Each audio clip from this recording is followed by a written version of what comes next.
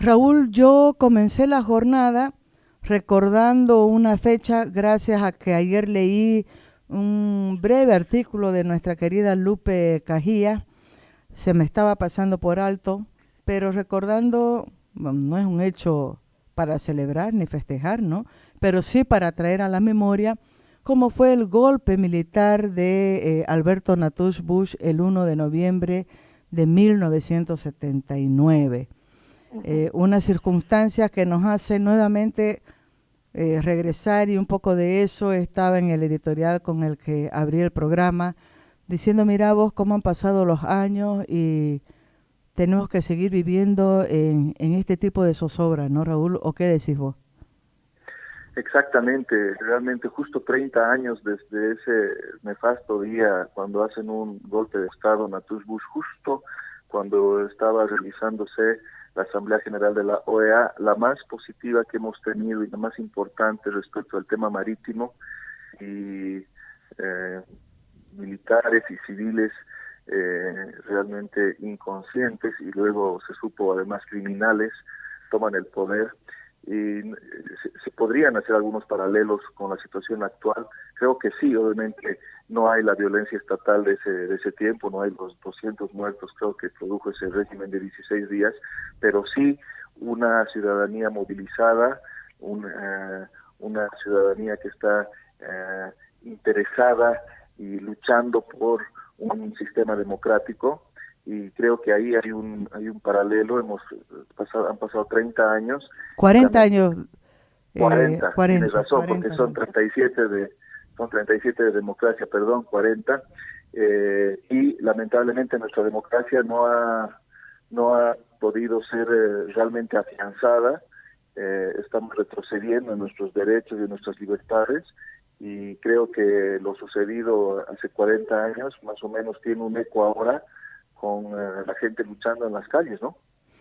Y mira vos, la huelga en ese momento, en ese año fue de 16 días. Nosotros vamos por 11 días y ahora, ¿no? Hoy se cumple el 11º día del paro nacional indefinido decretado por el movimiento cívico y por el CONADE. Exactamente, 11 días de un paro que no ha amainado. Parecía que el gobierno pensaba que la gente se iba a cansar, pero ha ocurrido todo lo contrario. Sobre todo Santa Cruz creo que es la que motoriza todo esto y da una señal al resto del país. Y no ha habido ese cansancio, más bien ha habido un aumento del compromiso de los ciudadanos por las medidas. Ya se sabe que en todo el país han habido estos cabildos, estos bloqueos.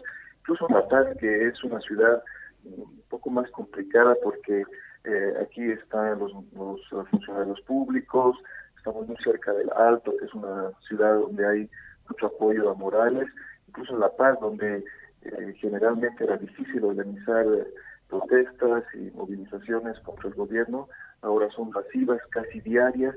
Ha habido, para tu información, Maggie, y de tu audiencia, prácticamente toda la noche un grupo de jóvenes han estado en el hotel eh, donde están los expertos que han venido de la OEA. Empezó una vigilia a las 7 de la noche ahí, con cánticos y gritos y cacerolazo, y prácticamente se quedaron toda la noche. Ahora hay otro grupo que está yendo a hacer una especie de relevo, pero que pretenden mantener esta presión a ese grupo prácticamente las 24 horas de todos los días hasta que terminen dentro de 10 días supuestamente. O sea que realmente vemos a una ciudadanía muy comprometida en todo el país, desde el norte del país hasta el sur. Es una situación totalmente inédita en estos años. Y si nos fijamos, Maggie, por ejemplo, en la caída de Gonzalo Sánchez de Lozada, realmente las protestas estaban más focalizadas solamente en La Paz y en el Alto, pero muy cerca del poder.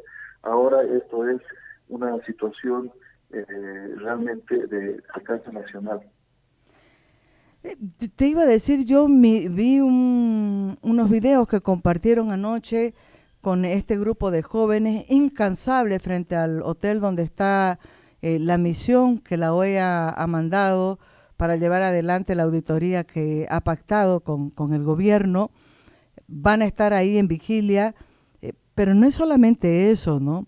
He visto una marcha de jóvenes también temprano por la mañana, digo por los videos que comparten, con banderas bolivianas, de manera pacífica, pero no todo ha sido muy pacífico, ¿no, Raúl? A mí me gustaría muchísimo si podés compartir con nosotros, con la audiencia que nos está acompañando, además también pensando en muchos bolivianos que nos acompañan desde el exterior, Raúl, cómo han sido los días que ha vivido La Paz. Hemos visto momentos de mucha tensión, de violencia, los mineros llegando escoltados por la policía, haciendo explotar dinamita. He visto cómo golpeaban a un señor, no sé si era maestro, que es el que va y lo socorren en una de las agencias de Farmacorp, en Avenida Arce, si no me equivoco, vos me dirás. Pero momentos de muchísima tensión. ¿Cuál es el panorama que ha vivido La Paz, Raúl, y que está viviendo hoy?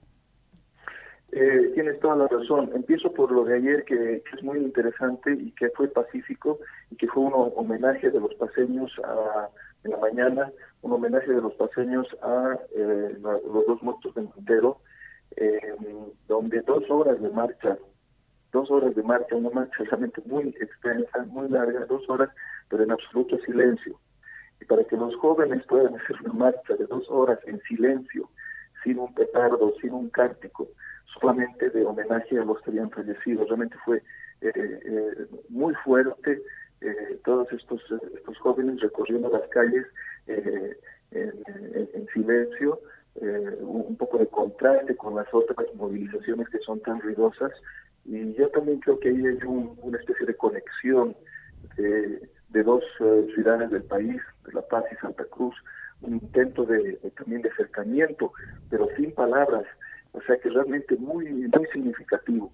Y efectivamente los días anteriores, muchísima violencia, todos estos grupos organizados del MAS, que son, ya sabes, muy violentos.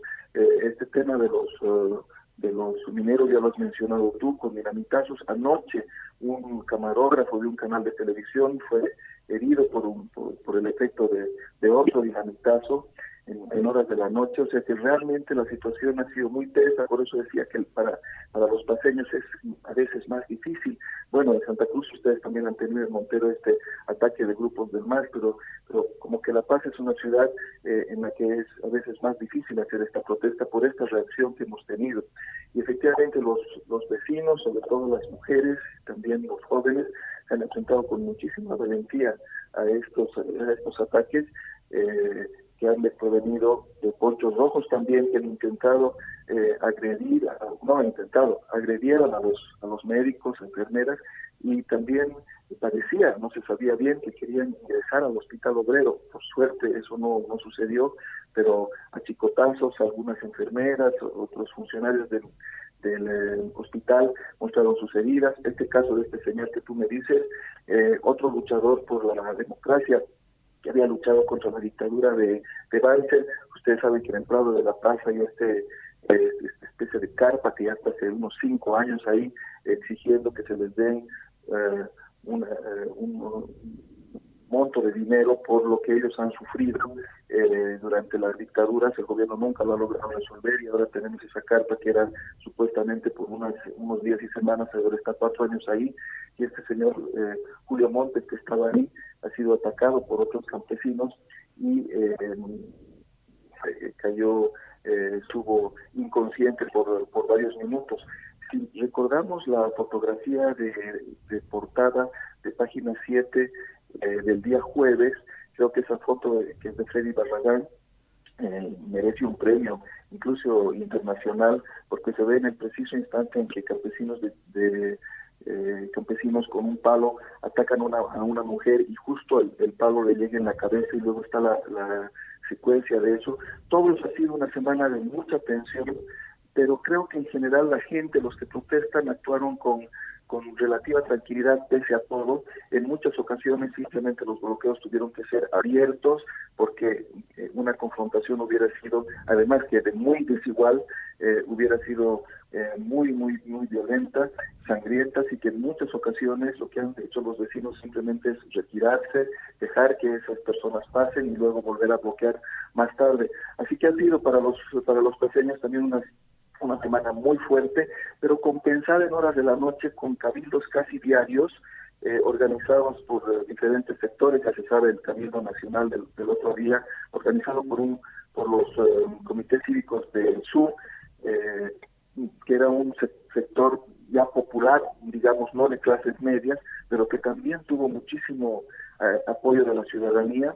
Entonces, realmente se nota que hay un deseo de la ciudadanía, de la gente, de participar de todas estas manifestaciones, prácticamente todas las noches, pero ya has visto en las fotos, ya has visto tu audiencia, Maggie, en las filmaciones, para una ciudad como La Paz, que tiene 900,000 o 1,000,000 de habitantes, que hayan 100,000, 150,000 personas en la calle, realmente son manifestaciones muy grandes, muy comprometidas. Raúl Peñaranda desde La Paz, nosotros aquí desde Santa Cruz en esta entrevista. Raúl, ¿cómo evalúas, cómo analizás la posición, la acción, la reacción del gobierno? Te voy a decir, desde el sombrío Evo anunciando una supuesta victoria electoral el mismo domingo 20 de octubre, al agresivo Evo pre-llegada de la misión de la OEA para auditar las elecciones, y luego el aparentemente Evo conciliador luego de la llegada de esa misión. El presidente no puede esconder lo que siente, ¿no? Su cara habla por él. Es verdad, sus gestos, su cara, el tono de voz hablan por él.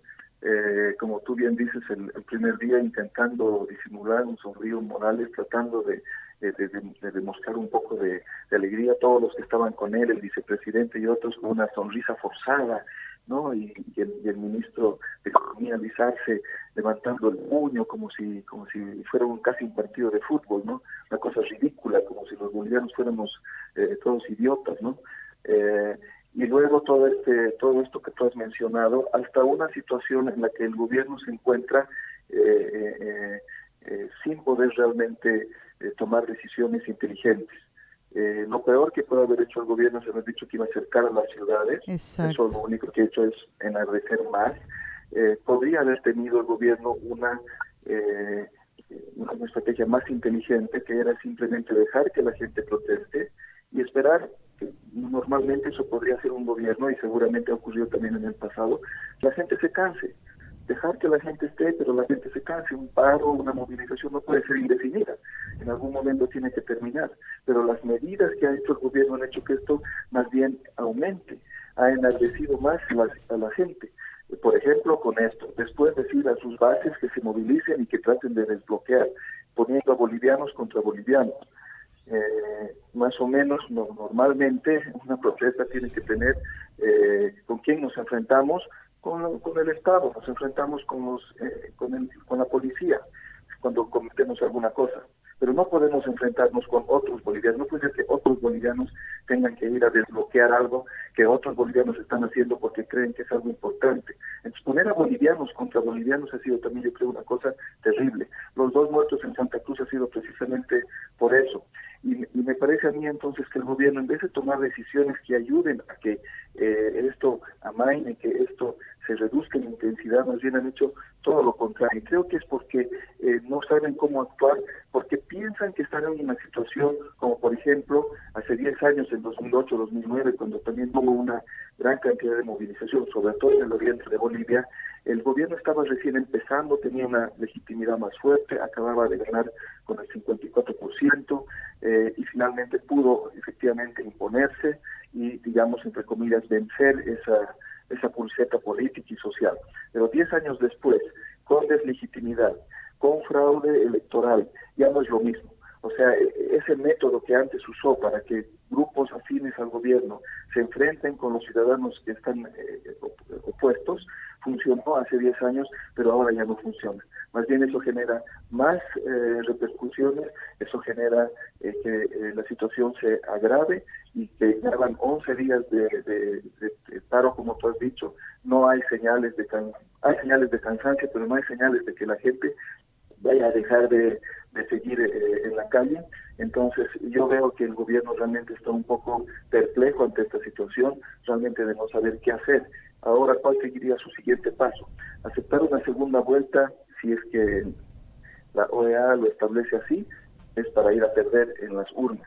Obviamente renunciar no lo harán jamás, llamar a nuevas elecciones tampoco. ¿Cuál sería la otra cosa? Reprimir a miles de personas que están en las calles. ¿Cómo sería esa represión? ¿Cuántos muertos habrían con esa represión? Yo creo que en este momento realmente es el año 13 ha sido el año de la mala suerte realmente para Morales. El año 13 es el que está marcando ya el fin del ciclo.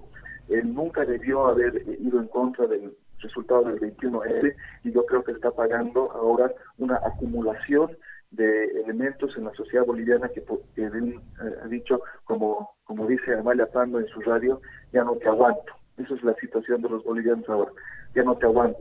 Y cuando se llega a ese punto de que ya no te aguanto, haga lo que haga la otra persona, la situación no se puede resolver. Yo creo, no sé si coincidís conmigo, que al gobierno le ha pasado lo que le pasó también a la oposición. No se ha dado cuenta de que el tiempo ha pasado y que la gente está hastiada. La gente ya no cree en la palabra del presidente Evo Morales. Los discursos confrontadores o alentadores el odio racial, como el del ministro de gobierno, de decir que los cambas lo que quieren es patear y matar a collas y a los pobres, ya no cala como antes. Esa impresión tengo yo.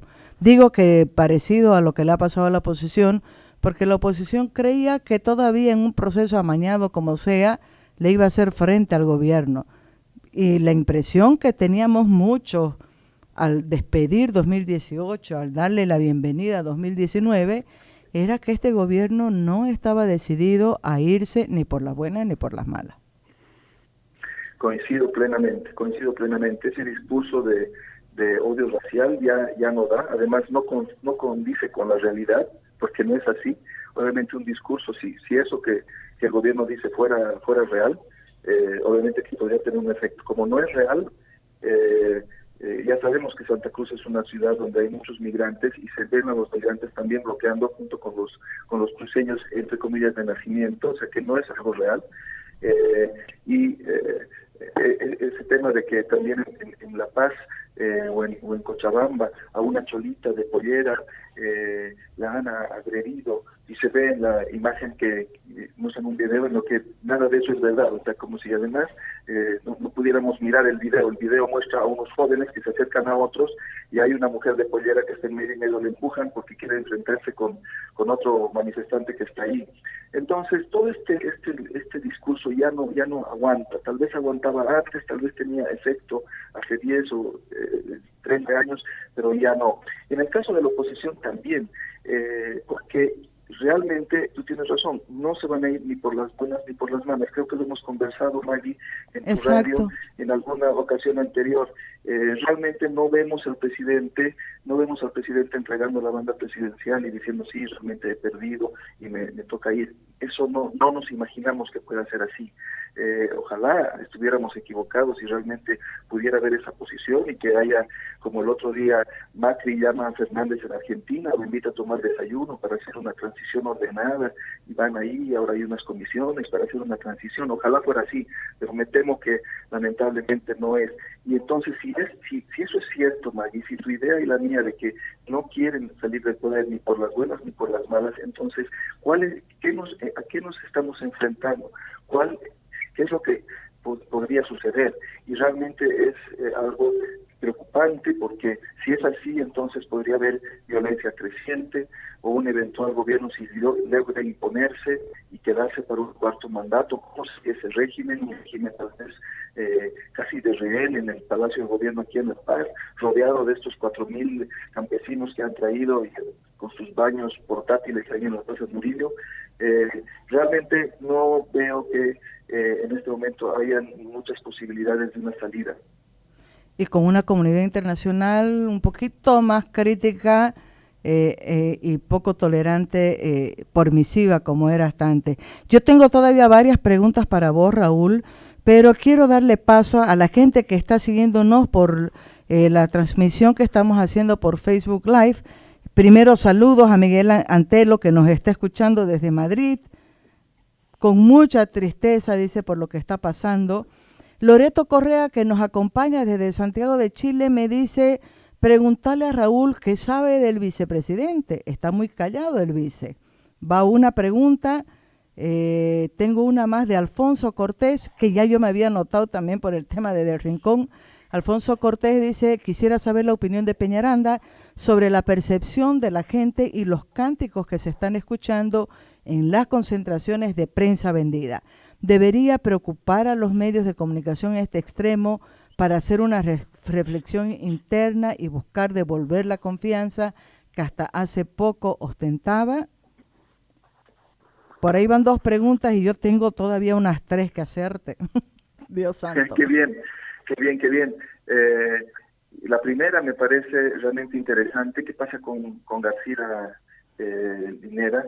Y es interesante porque durante la campaña, los últimos meses previos a la campaña, según parece por resultados de grupos focales y encuestas que había hecho el oficialismo, lo que se buscaba era que no aparezcan ni García Linera, ni Quintana, ni otros voceros del oficialismo que en realidad no ayudan, sino que perjudican cuando aparecen, porque la gente tiene un rechazo hacia ellos. Y si nos fijamos bien en los últimos meses, es interesante cómo previo a las elecciones estas personas no aparecieron mucho, tuvieron obviamente un rol, pero realmente tuvieron un perfil más bajo que lo usual, excepto en momentos así muy específicos.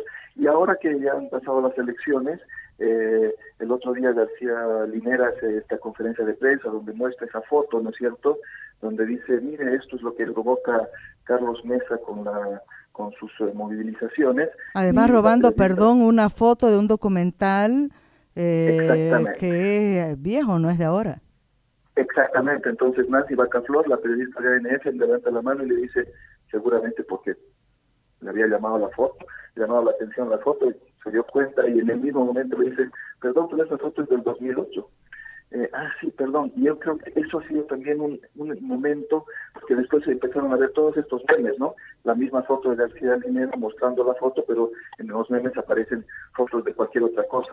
Entonces, yo creo que eso también lo debe haber afectado, me parece, intuyo, porque la vergüenza de haber hecho algo efectivamente negativo. Y han más bien dejado que sea Manuel Canelas, que también curiosamente estuvo varios días en silencio, el ministro de Comunicación, tanto que se pensaba que podía haber renunciado, aunque después se confirmó que no, porque tiene una forma más moderada de hablar, un poco más de consenso, etcétera. Pero yo creo que la respuesta de por qué no aparece García Linera es porque en vez de ayudar perjudica. Yo creo que ahí también están pretendiendo tener una disciplina interna, decir, a ver, los que realmente irritamos a la ciudadanía no tenemos que salir. Y esos son, en primerísimo lugar, García Linera y Juan Ramón Quintana. Vos sabés que yo pienso diferente.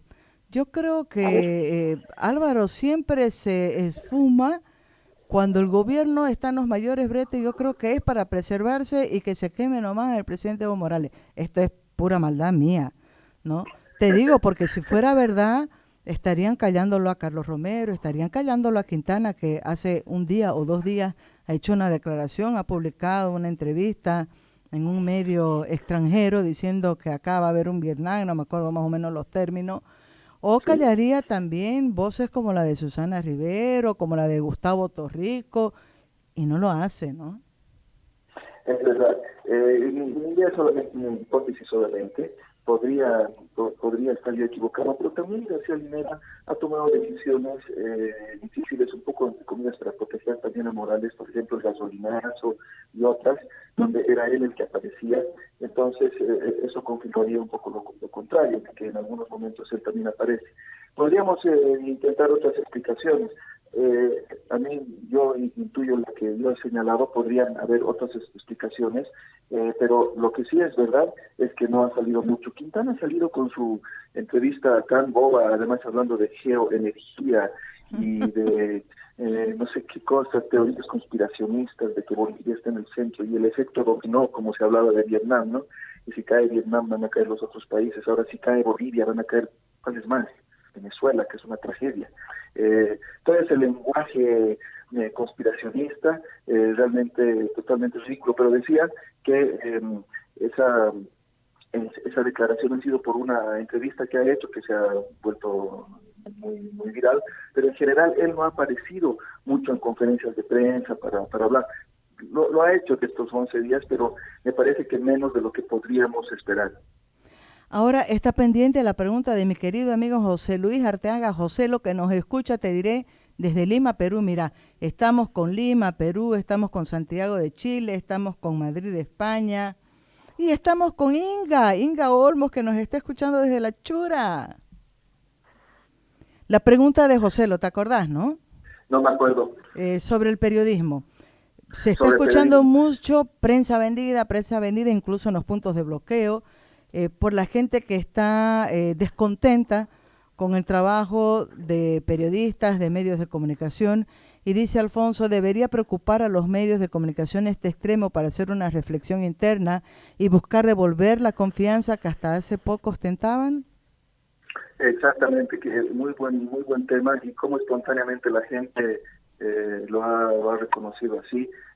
También lo hemos conversado, Maggie, en tu programa, una vez en vivo cuando yo estaba en Santa Cruz y me entrevistaste en el estudio.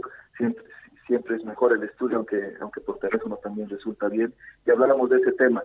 Y efectivamente es verdad que la gente ya reconoce este problema y lo hace y lo expresa así a viva voz, y creo que está simplemente demostrando una realidad. Existe una cantidad de medios, sobre todo redes de televisión, en los que realmente su posición tan proclive al gobierno ha hecho que pierdan su credibilidad. En momentos de normalidad, entre comillas, eso no se nota tanto, pero en momentos de crisis como el actual se nota mucho más, y creo que ha llegado el momento también de un sinceramiento de esos medios, un sinceramiento de esos periodistas, a cuál es el rol que ellos han jugado en todo este tiempo, cómo han intentado en muchas ocasiones realmente evitado que haya más problemas para el régimen, intentando siempre favorecerlo, ayudarlo, a veces de una manera muy inteligente, muy sintonizada, muy bien hecha, muy calibrada, pero que al final se notaba cuál era la intencionalidad, y ahora esos medios tienen que hacer ese sinceramiento. No se los deja pasar en algunos puntos de bloqueo, en Santa Cruz, en La Paz. Incluso han habido algunas, por suerte, no una agresión física, porque no debería haber nunca, pero sí han recibido insultos, etcétera. Y creo que estamos llegando también a ese modelo de comunicación, cooptados por la plata del Estado.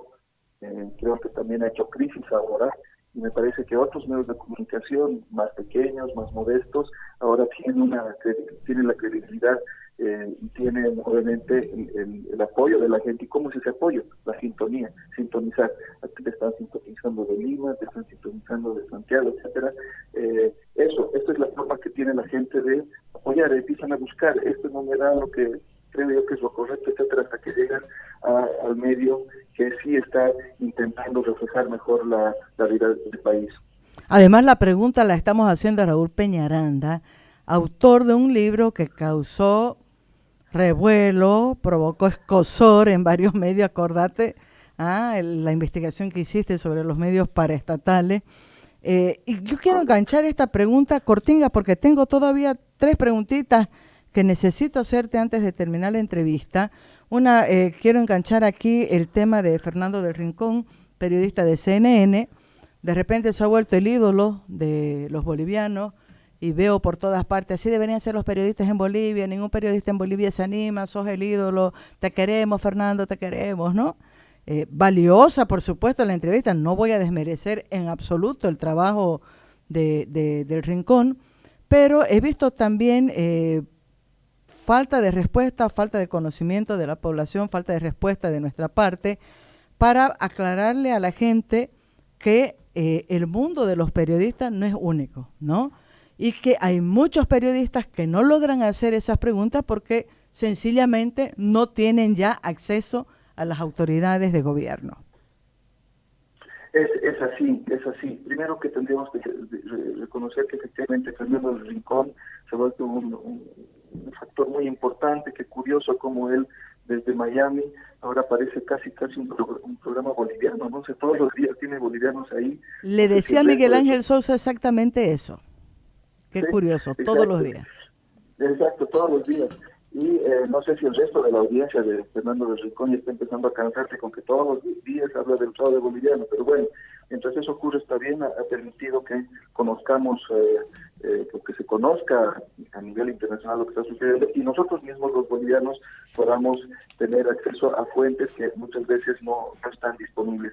Quiero hacer dos comentarios al respecto. Uno, una nota que publican Isabel Mercado y Mary Vaca en página 7, donde suspenden la sección de entrevistas dominicales que tenía página 7, esa entrevista de 2 páginas que tenía hace 9 años, la suspenden hace un par de semanas, diciendo exactamente lo que tú has dicho, Maggie, que es las autoridades no aceptan venir.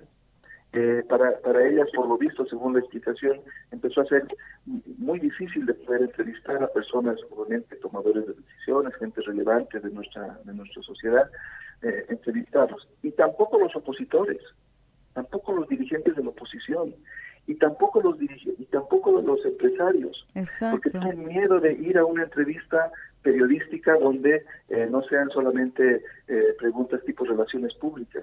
Entonces, lamentablemente es así. Los primeros responsables son las autoridades que no aceptan estas entrevistas, pero no son los únicos. También hay otros sectores que no son, o representantes que no son del gobierno y que tampoco aceptan estas entrevistas, y que un buen espacio que era esta entrevista dominical, qué pena, ha tenido que ser suspendido. Y el otro comentario que quería hacer es que todos hemos visto ahora recientemente cómo el presidente realiza las conferencias de prensa, ¿no es cierto?, donde él acepta, y no solamente el presidente, el modo de los ministros es que acepto todas las preguntas primero, ¿no es cierto?, no las respondo una a una y por lo tanto no puede haber repregunta. Primero anoto todo lo que me están preguntando y después respondo yo en cualquier orden, como me plazca, en realidad sin responder lo que me han dicho. Entonces las conferencias de prensa se vuelven realmente en una burla. No es ahí el periodista no tiene ninguna capacidad para poder plantear un tema y luego insistir con una repregunta como solía suceder, Maggie. Nosotros solamente nos acordamos, los que tenemos experiencia como periodistas, y lo que sucede y vemos en otros países. Entonces el trabajo de los periodistas es más difícil de lo que la gente cree. Muchas veces la gente dice, pero de una vez hagan las preguntas, etcétera, pero estando ahí en el salón con el presidente, haces tu pregunta, él supuestamente la anota, no sabemos si está haciendo un dibujito o está anotando, y luego cuando has recogido toda la ronda, responde realmente lo que quiere responder, y además con anécdotas de otros años, en fin, ya sabemos, el presidente sobre todo mostrándose disperso, hablando de otras cosas, etcétera. Entonces obviamente que también tendríamos que decir que no es fácil para los periodistas este momento hacer nuestro oficio. Ha pasado ayer con la entrevista, con la rueda de prensa, no sé por qué le llaman rueda de prensa, porque no son tales, ofrecida por el Tribunal Supremo Electoral. La presidenta María Eugenia Choque no respondió nunca a la pregunta si dio o no dio la orden para que se suspenda el TREP. Ahora, tengo 3 preguntitas que hacerte. Te ruego, por favor, que me las respondas bien puntuales, porque mi próxima entrevista, mi próximo contacto es con Waldo Albarracín, al que además le voy a dar mis sentidos pésame. Ayer en la tarde ha fallecido su hermana y por eso no pudo llegar a Santa Cruz. Lo llamé y lo topé en el momento en que acababa de recibir la noticia y no sabes cómo me quedé que no sabía qué decirle a Waldo por teléfono ese rato. Bueno, le mandé Qué un pena. abrazo por teléfono. Pero tengo tres preguntingas así que me las podés responder al vuelo, pero que creo que son importantes. Primero, la posición inicial y luego la radicalización de las demandas cívicas y del CONADE, ¿cómo te parecen? El titubeo de Carlos Mesa, que casi le juega una mala pasada con este tema de la auditoría electoral pactada entre el gobierno y la misión de la OEA. Y la última, tu perspectiva a corto plazo, posibles escenarios. Mira vos, te estoy haciendo 3 preguntangas y quiero que me las respondas así en un renglón. Un titular para cada una. Claro que sí. Primero, sentido pésame también para Waldo, qué pena que esté pasando por este momento, así que un abrazo también a él. El primer tema, la calle, efectivamente, las movilizaciones han ido mucho más lejos que los políticos. Hay realmente una inflación una escalada de demandas, y creo que eso se debe a que es tanta el sentido de revuelta que hay, y que ya no es suficiente la segunda vuelta, ya no es suficiente la OEA, nada es suficiente. Estamos tan lejos ya de eso, y la gente está, por lo visto, tan molesta, y eso estaba, no lo percibíamos, pero estaba más o menos como una situación como la que se vive en Chile, que ahora todo va mucho más lejos, y eso está reflejando el estado de ánimo de la ciudadanía, y creo que eso también, por supuesto, también termina afectando al sistema político, digamos, oficial, que incluye a Carlos Mesa. Y ahí paso a tu segunda pregunta, que es este tema. Efectivamente, no ha habido, creo, un buen manejo de Mesa respecto de la OEA.